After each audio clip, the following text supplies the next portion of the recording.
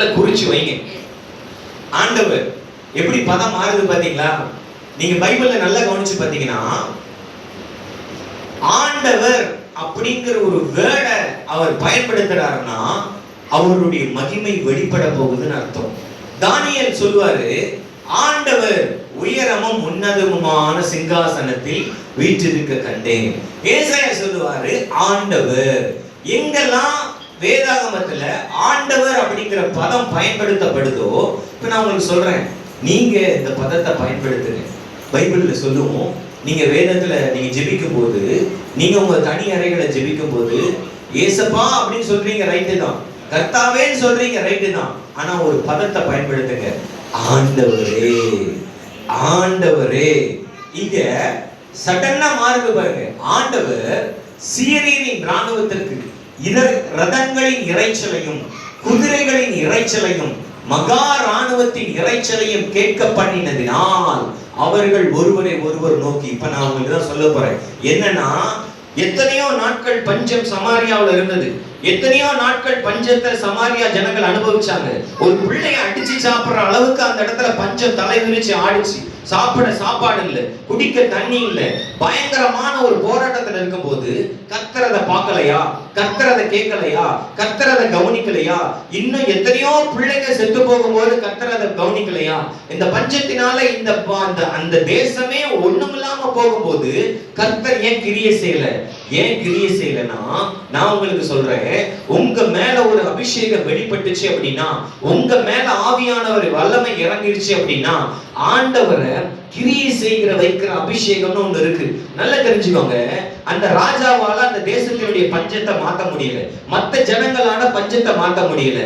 எப்ப எலிசாவினுடைய வாயில் இருந்து இந்த வார்த்தைகள் புறப்பட ஆரம்பித்ததோ, கர்த்தர் தேசத்திலே கிரியை செய்ய ஆரம்பிச்சார். நல்ல தலைக்கு மேல கை தட்டி சொல்லுங்க, ஓ, நான் இப்ப உங்க மேல ஒரு அபிஷேகத்தை வைக்க போறேன். என்ன அபிஷேகம் தெரியுமா? இனி நீ பேசும்போது, இனி உன் கணவர்கிட்ட நீ பேசும்போது, உன் பிள்ளைகிட்ட நீ பேசும்போது, உன்னை பார்த்து ஏளனமா நிக்காத அளவுக்கு கர்த்தர் உன் வேலை உறுதிப்படுத்த போறாரு. ஓ, இதெல்லாம் யாருக்கு வேணுமோ சுதந்திரிச்சுக்கோங்க.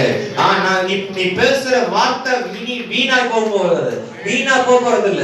நீ பிசினஸ் பேசும்போது, உன் கணவர்கிட்ட பேசும்போது, உன் பிள்ளைகிட்ட பேசும்போது, அப்படியே உன் வார்த்தைகளை உறுதிப்படுத்துகிற ஒரு தேவனா அவர் வெளிப்படும். வரையிலும் போயிட்டாதான் இருந்தார் ஆண்டவர். நல்ல கவனிங்க, ஒரு ஸ்டெப் எடுக்கல. இந்த பஞ்சத்தை மாத்துறதுக்கு அவர் எந்த ஸ்டெப்புமே எடுக்கல. அப்படியே இருந்துச்சு எல்லாம். அதே பஞ்சம், அதே வாழ்க்கை, அதே போராட்டம், அப்படிதான் இருந்தாங்க. எப்ப எலிசா பேச ஆரம்பித்தாரோ அப்படியே அந்த சமாரியாவினுடைய ரலம் மாறுச்சு.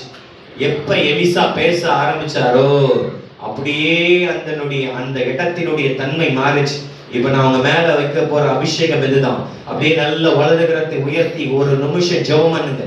ஆண்டவரே அப்படின்னு கூப்பிடுங்க. ஆண்டவரே, என் வார்த்தைகள் எனக்கு ஐஸ்வர்யத்தை கொண்டு வரும்படியாய் மாறுவதாக. ஆண்டவரே, நான் பேச போற வார்த்தைகள் எனக்கு ஆஸ்திகளை சுதந்திரிக்கத்தக்கதாய் மாறுவதாக. என்னுடைய வேலை ஸ்தலத்துல நான் பேசும்போது, நான் என்னுடைய பிசினஸ்ல பேசும்போது, என்னுடைய எல்லைகள்ல நான் பேசும்போது, அந்த வார்த்தைகள் இனி வெறுமையா இருக்க போறது இல்லை. என்னுடைய வாழ்க்கையினுடைய தரத்தை உயர்த்துகிறதற்காக, என் பிள்ளைகளுடைய வாழ்க்கையின் தரத்தை உயர்த்துகிறதாய் மாறப்போது, நான் பேச பேச ஆண்டவர் பயங்கரமாய் கிரியை செய்ய போகிறீர். அப்படியே ஒரு நிமிஷம் இந்த அனாயிண்டிங் உங்க மேல அப்படியே கர்த்தர் இறங்க பண்ணட்டும். இந்த வார்த்தையின் வல்லமை, இந்த வார்த்தையின் வல்லமை உன்னை ஏளனமாய் பார்க்கிற, உன்னை ஏளனமாய் நினைக்கிற, உன்னை ஏளனமாய் வைத்திருக்கிற எல்லா சூழ்நிலைகளையும் மாற்றுகிற ஒரு தேவ வல்லமை.